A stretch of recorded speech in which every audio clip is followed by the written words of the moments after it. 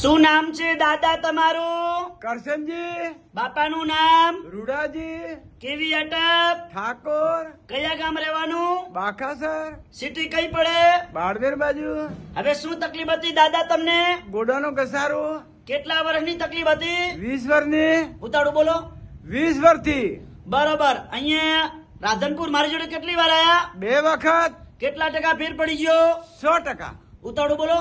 100%. સરસ. લો, આટલો સમય આલ્યો, ખૂબ ધન્યવાદ માનું છું. અને આજે તારીખ 16 5મો મહિનો 2024, આજે ગુરુવારનો આ વિડીયો તાજો બનાવેલો છે.